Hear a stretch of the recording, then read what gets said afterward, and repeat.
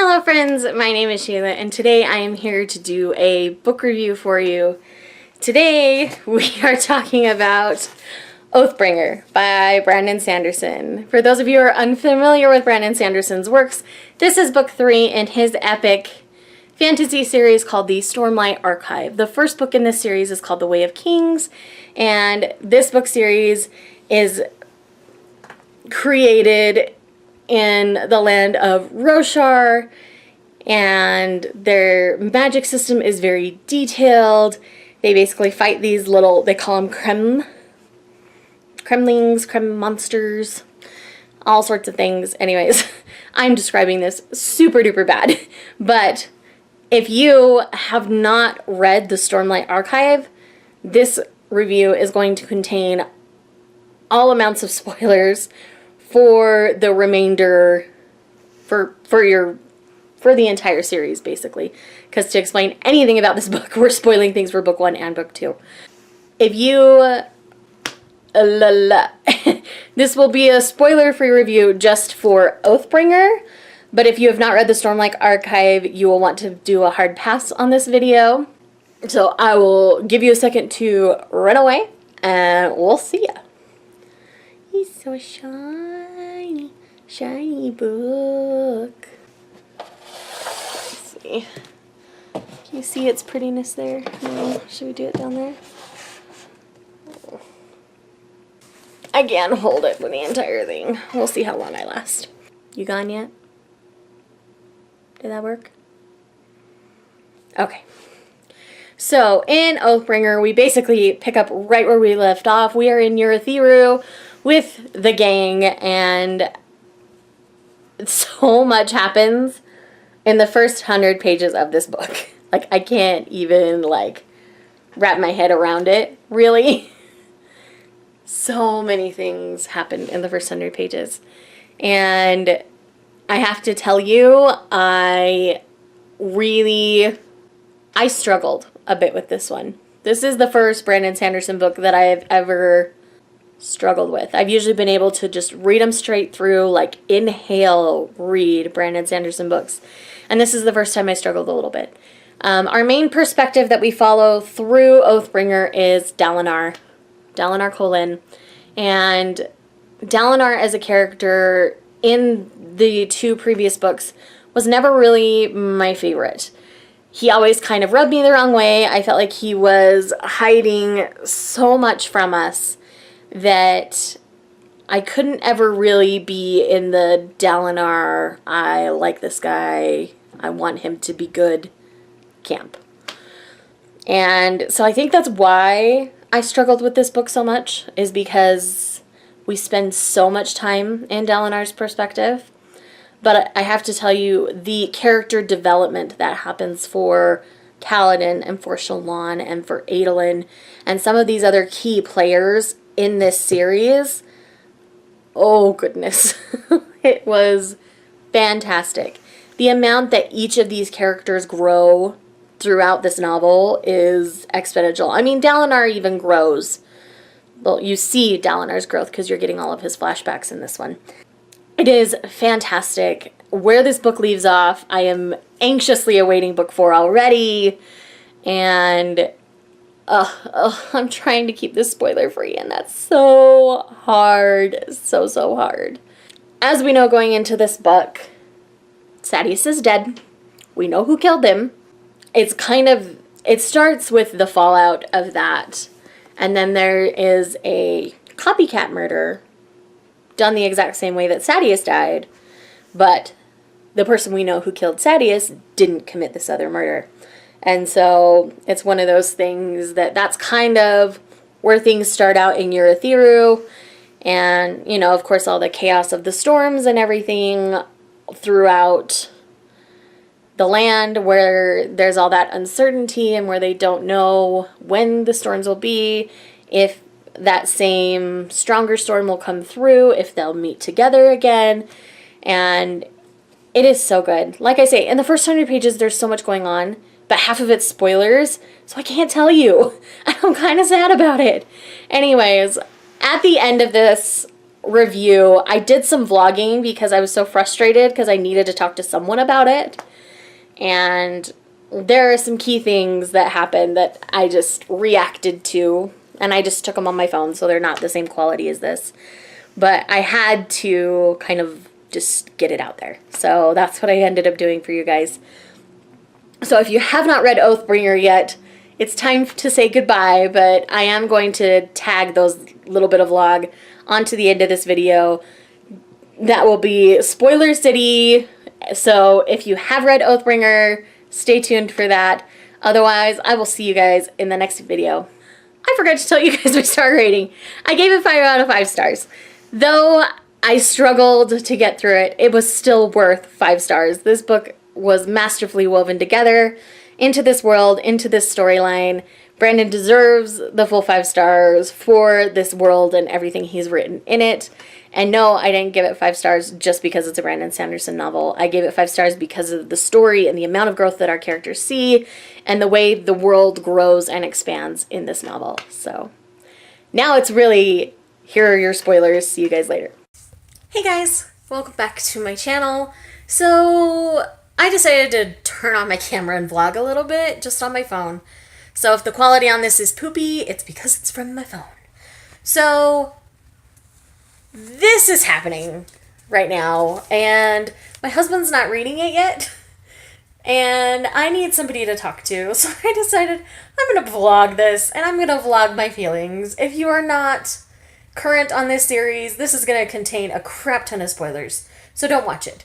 But if you're reading Oathbringer and want to follow me along this journey, then definitely stay tuned. But I am about 100 pages in right now, and I am loving what's been happening in the first 100 pages. I mean, oh, it's so hard to put my thoughts into words right now. Like, this is my most anticipated read of 2018.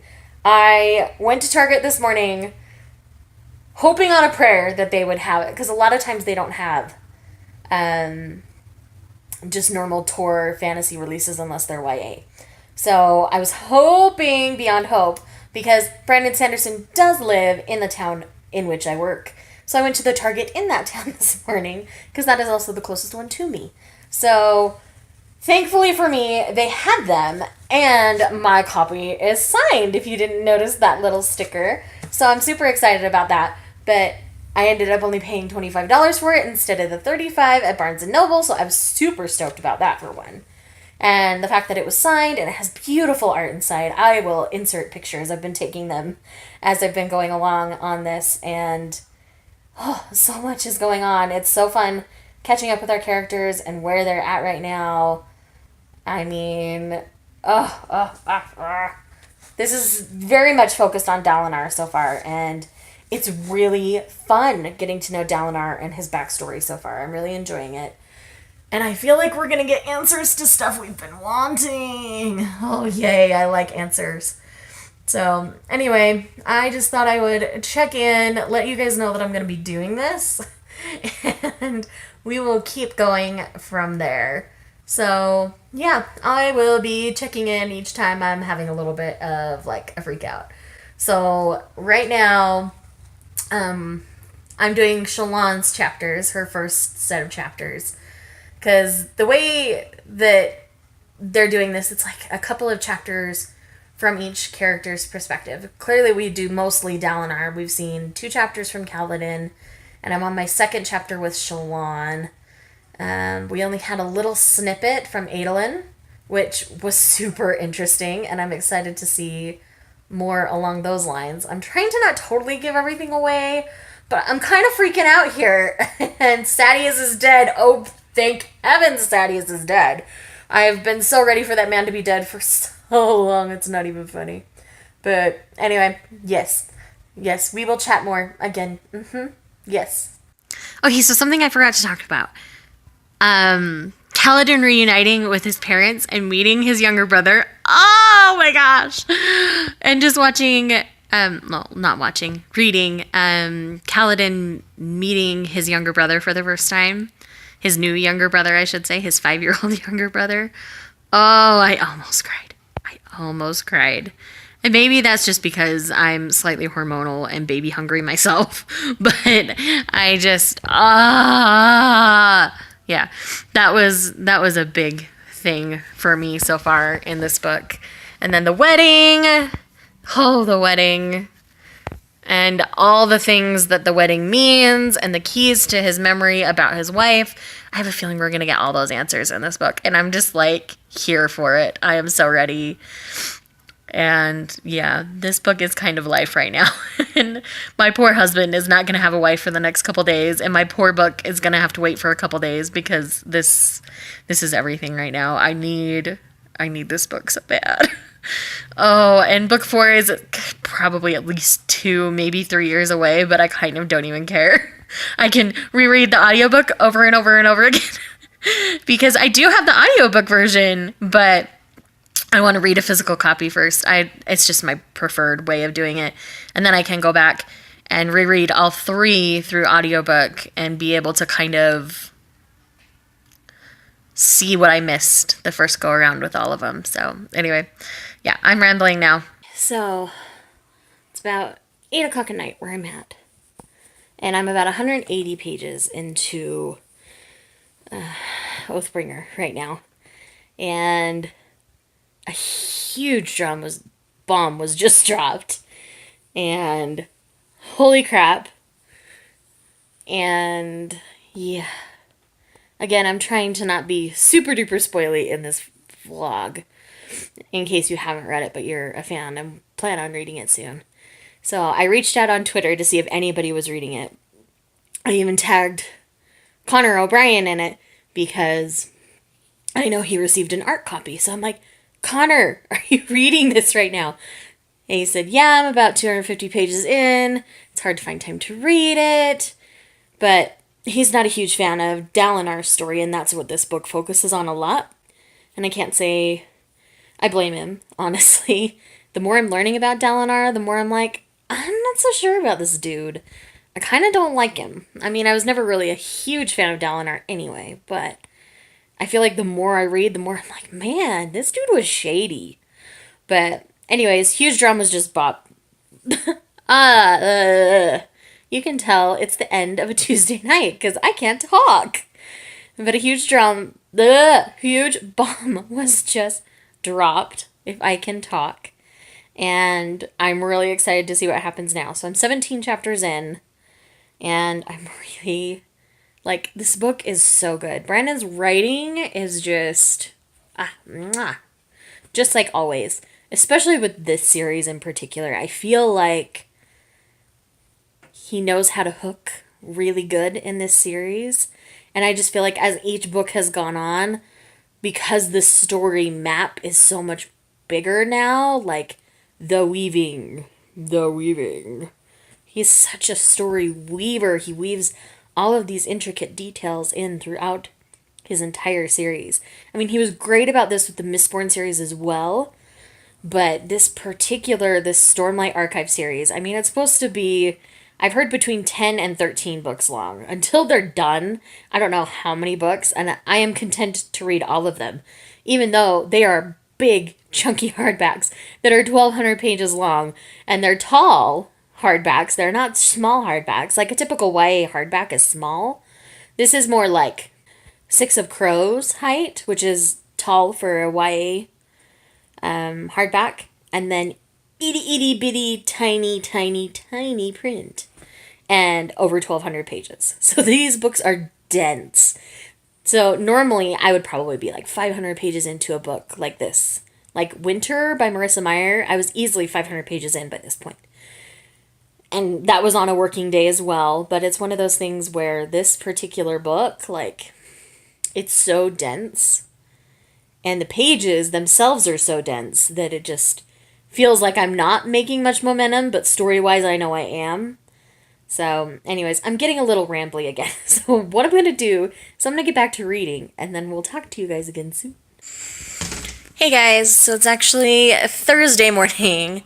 It's about 9:30 in the morning. So I didn't get much reading done yesterday due to the fact that life is crazy, and I was super tired and super busy at work. And so I didn't get much reading done last night. So I'm about 270-ish, maybe 280 pages in. And I'm still really liking what I'm reading. It's still such a good book.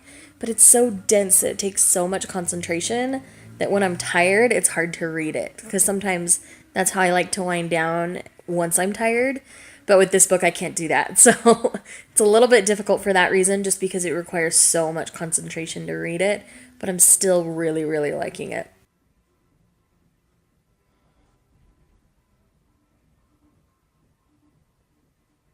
Okay, guys, this is a significantly later date than my last vlog.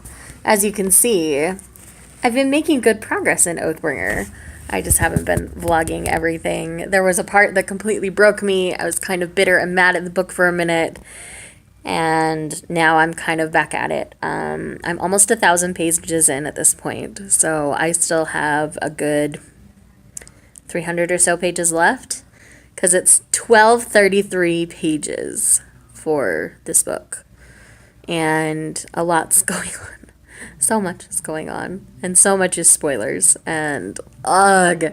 Okay, so when Kholinar died, I wasn't surprised that Kholinar died. It was how Kholinar died that I had issue with. My poor baby Kaladin broke in that moment. Something broke in my Kaladin, and I have issue with the fact that Brandon is breaking my Kaladin. Brandon can't break my Kaladin! I know, my husband has issue with Kaladin. He thinks Kaladin's just a whiny baby, yet he named our cat after Kaladin. Why? I don't know, but Kaladin's not a whiny baby. He's been a lot better in this third book than he was in the second book. The second book, he was particularly broody. I will give him that. But he's not been super broody in this one. Dalinar's taken all the brood for that. I don't like Dalinar. I don't like him even more now than I already didn't like him.